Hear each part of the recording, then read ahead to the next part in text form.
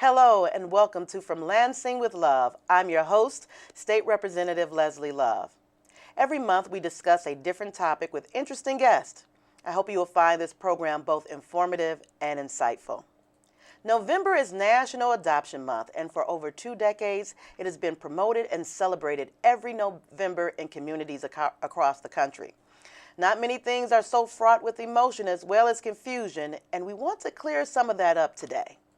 The goal of Adoption Month is to create awareness about the need for loving adoptive families, express appreciation to families that have stepped up to provide caring homes, and offer support to adoptive families.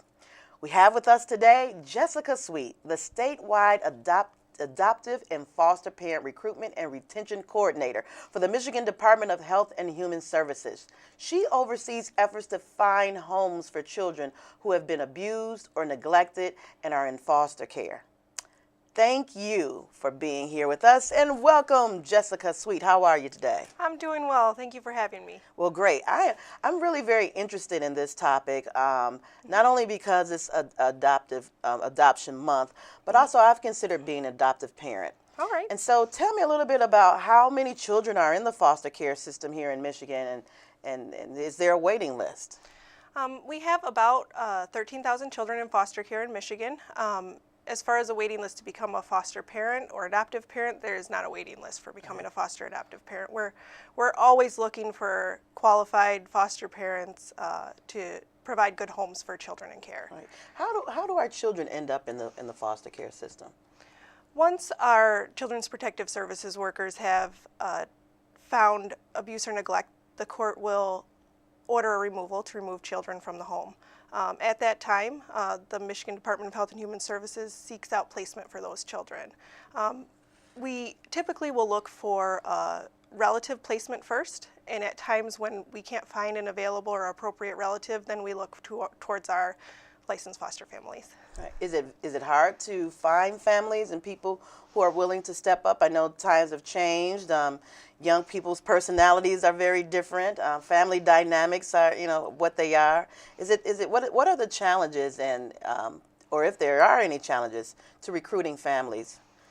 Well, we have many families that are stepping up every day to become foster families, which is important because we want to make sure that we have enough families so that when a child does come into care, we can provide them with the best placement match at that time.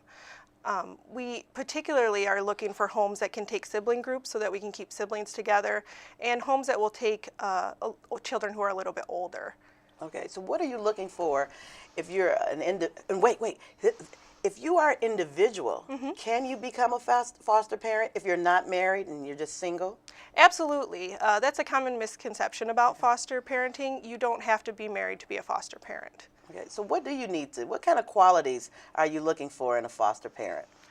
Well, I think first and foremost, patience is very important in foster parents. But as far as our minimum qualifications, you have to be at least 18 years old, you have to have a legal source of income, and you have to have space in your home to be able to provide for a foster child. Okay. And what if people out there want to become a foster parent? What do they do? Who do they contact? Is it you, your office? Tell us how we can get involved. Well, in Michigan, we have a great program called the Foster Care Navigator Program, and it's comprised of current foster and adoptive families, or current foster and adoptive parents. The phone number for that is 855-MICH-KIDS. It's MICHKIDS. And we'll have that on the screen. And once you call that number, you'll be connected with one of our foster care navigators, and they can talk to you about your concerns and questions that you might have about becoming a foster parent, and then help you navigate through the licensing process to become a licensed foster parent. Okay. So what kind of people make the decision to become foster parents? You think there are these, there are sometimes rumors that that people just want the money. How do you screen those folks out from people who really care about and just have a heart for children? Well, while there is some reimbursement for the care of children in foster care, it's really not enough to make money off of. So if that's the motivation for somebody getting involved, I think they'll quickly find out that they're going to be spending more money on the children than they'd be getting in return from the state. Our foster families are evaluated by licensing workers at both our MDHHS local offices and private agencies that work in that county. The licensing workers come out to the home, they talk to everybody in the family, and go through all of the paperwork and rules and regulations to being a foster family. This is quite a procedure. Becoming a foster parent, I had the wonderful opportunity to meet with a group of foster parents, and it was at a workshop to provide them some support services and let them know what's available for them when they come into need, for whatever the need would be or the challenge that they might face as a foster parent. And so there are a lot of checks and balances here. I think, would you say Michigan has one of the best foster care systems here in the state of Michigan? Where do we rank in the nation, do you think? You know, I'm not quite sure where we would rank in the nation. I would say in interacting with many of our foster and adoptive families throughout the state that we definitely have some of the best foster families in the country. We have so many families that are very passionate and care so much about making good, safe, loving homes for kids in care. We're really fortunate in that aspect. And to the other point of your question, we do have several supportive services for families who do take on the challenge of fostering, including trainings and support groups and just connecting with other foster parents as mentors or just as a support system for them. Yeah, like I said at the beginning, at the top of the show, that I've thought about it too. And I kind of don't know which way to start. I know that there's a center actually in my district called the Ennis Center that is engaged in that. And but I'm nervous. Yes. What do you tell people who really would like to do this? And whether it's a foster parent or even become an adoptive parent, and we're going to talk to my next guest, we'll go into more detail about that. But if you're sitting on, you're looking in and kind of thinking about it, what would you tell that person? I would tell them if it's something that's been in your heart and your mind, becoming a foster parent, to take that step and contact a foster care navigator. Just because you're calling doesn't mean you're locked in and you definitely have to do it. It's just about gathering information to see if it's a good fit for your family. Is there a practice round? How do you prepare? Having children, I think, is the most important job that we have as human beings, raising other people up. And it's expensive. What type of support is financially, emotionally, is there available? Any preliminary, like, get me ready. And I know you've mentioned the navigators, but talk a little bit more about what those navigators do. So those, the foster care navigators, not only do they take the initial calls when people are curious about becoming a foster parent and want to know what the next steps are, but they also work with families throughout the whole process of becoming licensed. They are kind of that person alongside who's been through it, who helps you know what questions to ask and what steps are next. So that way when you're working with your licensing agency, you feel like you have kind of a friend working with you in the process. That's the intention of the program. Additionally, our licensing staff at both our private agencies and public offices are really great at helping families move through that process and answering questions and concerns. And before families do become licensed, we do have them go through pre-licensure training, which teaches families a lot about the kinds of issues or concerns that you might see with children and families who are involved in the child welfare system, as well as how to prepare your home to become a safe environment for kids in care. Yeah, that's really interesting because children come into this system through, I guess, several different ways, whether there's some dysfunction at the house or maybe a parent is going through a difficult decision or life change. Is there support for that parent, too, who, while they are adjusting their life and their child is away from them, what happens to the parent? Absolutely. When children are removed from their parents, our primary goal almost in every case is to try to allay the concerns that brought the child into care and help that family get back on their feet and be able to care for their children again. We almost always are working towards reunification with the family. And foster parents play a really important role in that. Some of our best foster families are really good at helping mentor the biological families to teach them some basic parenting skills that maybe they don't have, and help them learn how to best parent their children. So are these relationships that end up, or is it encouraged that the foster parent and the biological parent actually build a relationship, or is this just a temporary situation and they never talk, or is it adversarial, kind of like, how does that work? Throughout child welfare, we definitely encourage that all parties work together as a team in the best interest of the child. And in the best interest of the child, it's important that the foster family and the biological family can form a relationship. It helps that child learn that they're both on their side and they're both trying to help them. That's really good. Obviously, there are children in duress. Are there other ways people can help without being a foster parent? Absolutely. There are a couple things that come to mind. Foster children can always benefit from a mentor. We have several great mentor programs throughout the state. Additionally, at times we're looking for different kinds of resources, like at back to school time, maybe backpacks and supplies for children in care.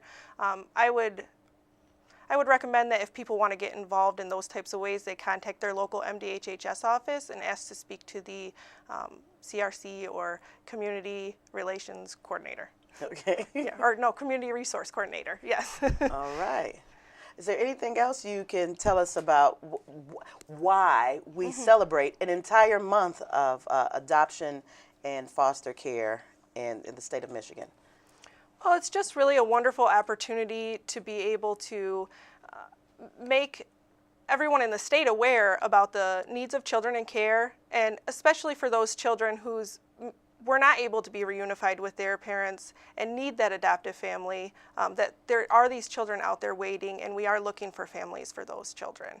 All right. So again, we will have that contact information on the screen during this program, and I want to thank Jessica Sweet for joining us today and all the work that you do to create environments for children that are loving and caring and nurturing and healthy, safe. So thank you so much for that. So it's time for us to take a short break. We'll be right back after this. I thought, I can't be a foster parent. I don't make enough money. My house isn't big enough. You have to be married. But I was wrong. I can provide a loving home for a child. While the parents sort things out. So I called 855-MICH-KIDS and spoke to a foster parent navigator. They answered my questions. And got me started. With one phone call, you can raise hope, foster dreams, and change a child's life. And yours. Forever.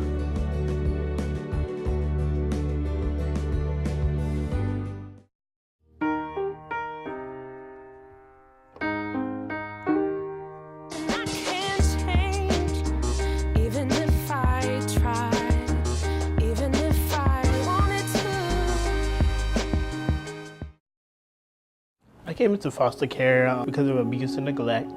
My mom got ill when I was 11. There was nobody that was suitable to take care of me, so I ended up in the system.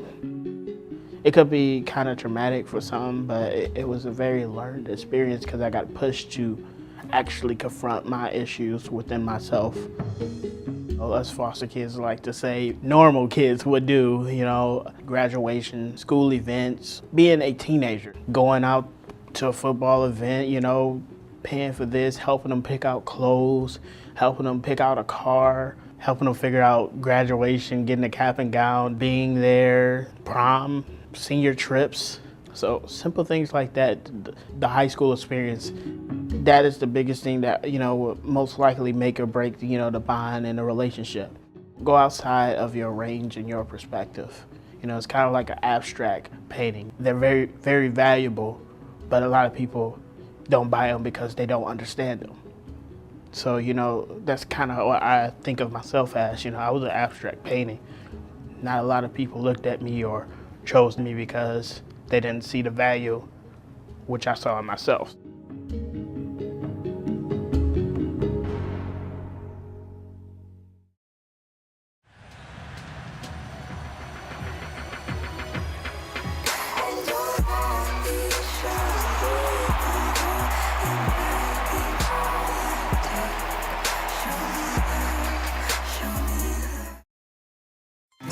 Hi, Hi, my name is Jamie, and we are a foster family. Why not? There's a need. If we want other people to do it, then why shouldn't we be the ones to take that first step and do it? The easiest way I can explain it is if you had a sister who was at a hard point in her life and she had kids that needed help and she couldn't raise them very well, you would take those kids in a heartbeat. You would love them and treat them just like they were your own. When your sister's capable of taking them back, then you would rejoice and you would be happy to see them go back because they belong with their mom.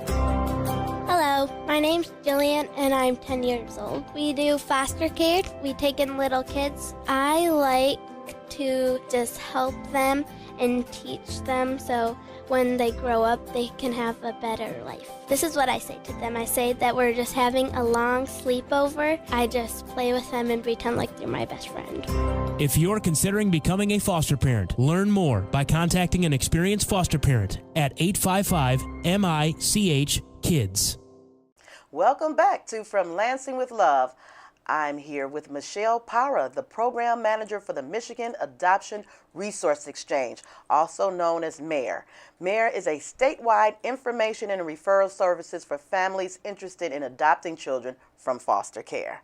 Welcome, welcome, welcome, Michelle. How are you? Hi, I'm great. Thanks for having me. I am so glad you're here. So first I had Jessica, who is representing the foster care arm of this, and now you, the adoption side of it.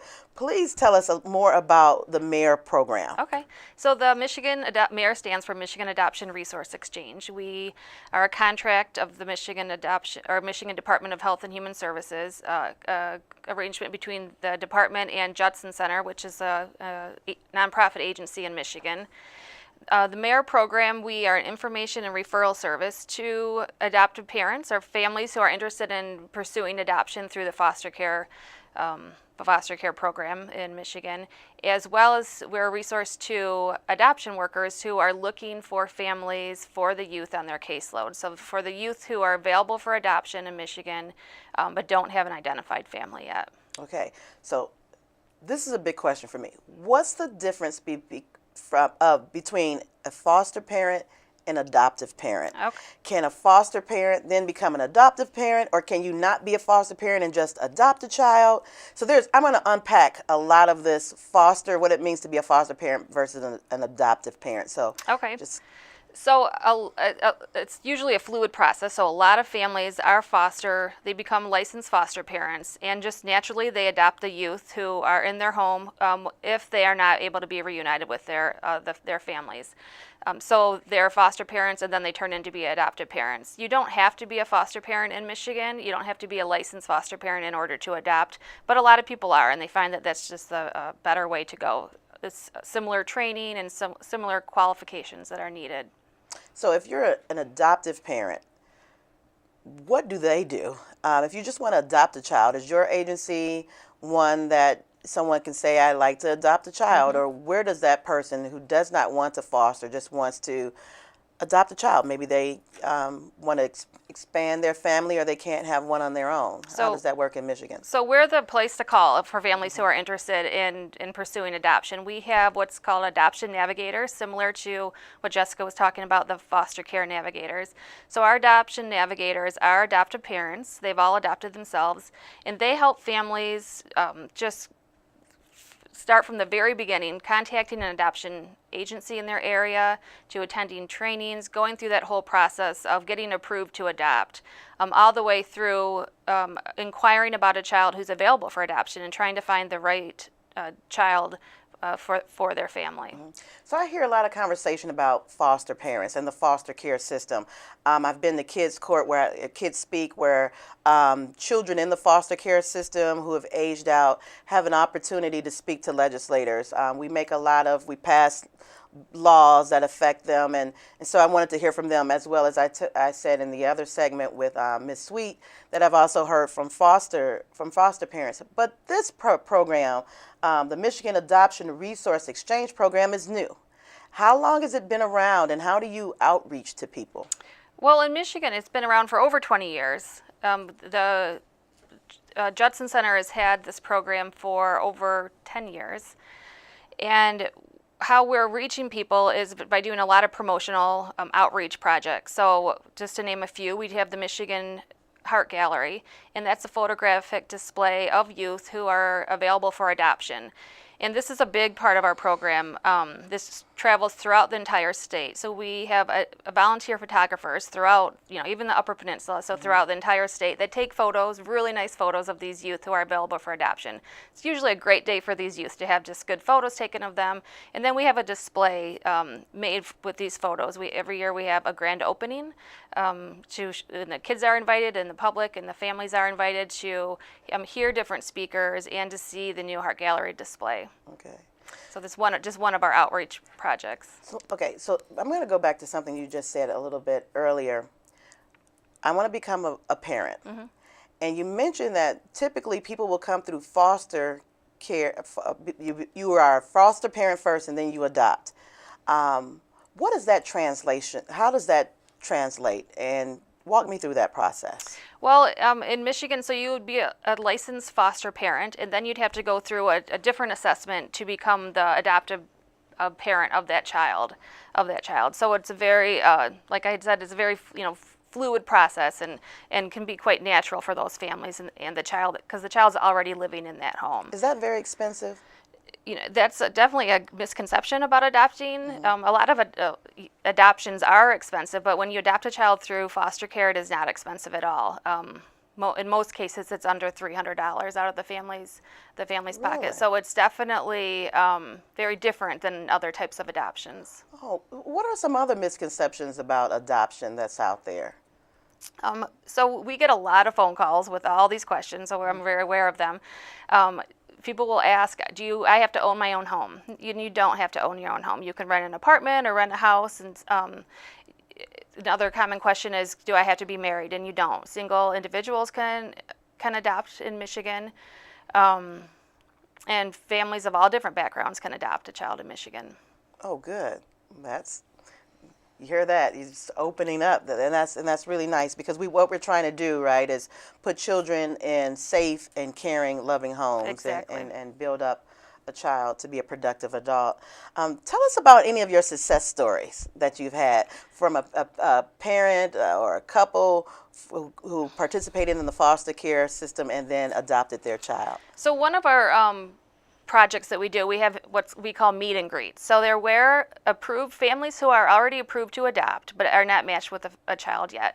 They come to these events, as well as youth who are available for adoption but aren't matched with a family yet. So we have usually at least one a month. So we do these throughout the entire year. And we see a lot of success from these, because families who are interested in adopting but may not be interested in adopting, say, a 16-year-old child, they come to these events and interact with the youth and see just how great these youth are. A lot of times they're funny and they show off their talents and they get to know each other one-on-one. So we see a lot of success from this type of program. All right. What's the average age of the child in this program?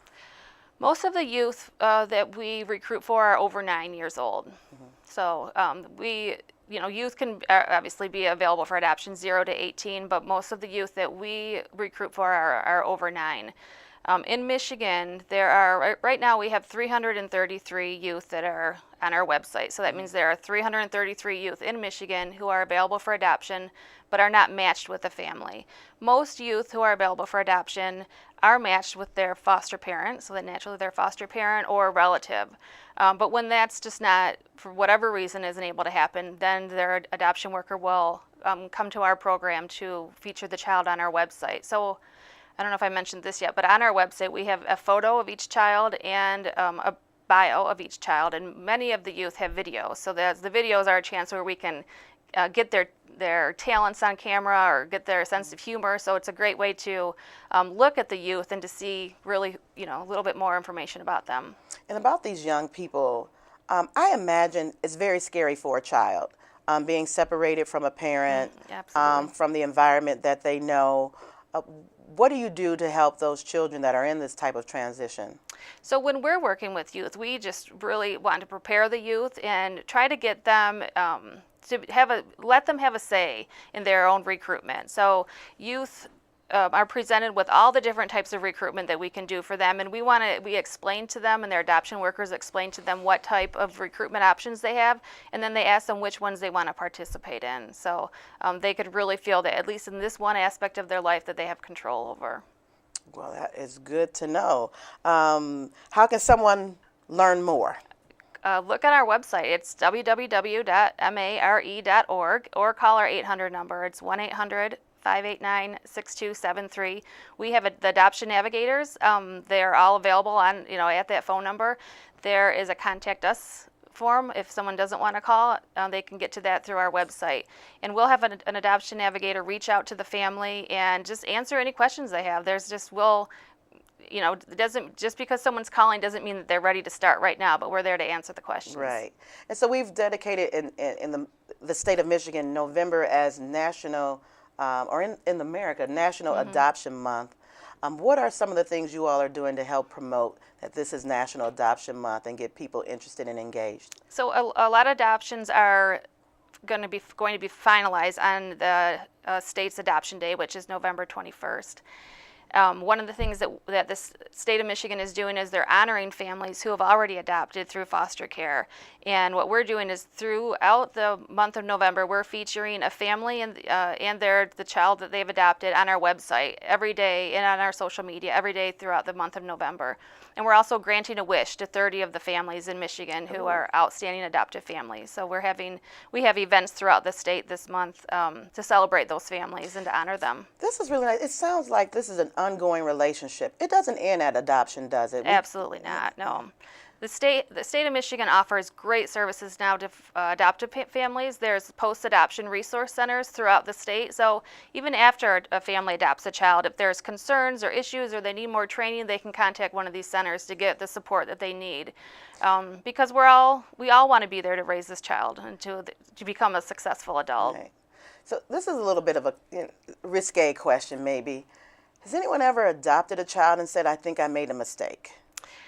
I'm sure a lot of people have said that or had children, and that's what the post-adoption resource centers are there for, is to help those families get through those moments and to give them the resources that they need to strengthen the family. And maybe we'll learn things about kids that we didn't know about, and so they'll help inform the family and get them the resources they need. Okay, so Michelle, tell me, because I'm a woman of a certain age now. I'm over the 45 hump. And I've lived a long time without children, but man, I have so much love that I would love to take one of these children and just love them up and expose them to some wonderful things in life and just give them a great start in life. But I am really nervous because I go, could I handle a 9-year-old or a 5-year-old or an infant? What would you tell me? Well, I will tell you, I'm very excited for you because I can see this happening in your future. But there's so much support for you out there that it's normal to be nervous. It's normal to be nervous, especially if you've never been a parent before. But there is support from the adoption navigators who have all been through that situation before, and there's support for you along the way. So you're not in this alone at all. Wow. Well, this is really exciting. It is an area that I've been very curious about. One of my very good girlfriends just became a foster mom, and I think she's going to end up adopting the baby because the parents are surrendering it, but I guess it's a process. And I'm very excited for her. We were staunch single women without children, and I've watched her just melt in the presence of this baby. So thank you, and thank you for all the work that you all do at MARE. Thank you for having me. Well, that's about all the time we have for today. I'd like to once again thank my guest, Jessica Sweet, the statewide adoptive and foster parent recruitment and retention coordinator for Michigan Department of Health and Human Services, and Michelle Parra, the program manager for the Michigan Adoption Resource Exchange, for joining us today. And thanks to all of you for watching. If you have an idea for a show, please contact my office, and that contact information will be on the screen. So until next time, be good to yourself and each other. And with that, we're all clear and out of here.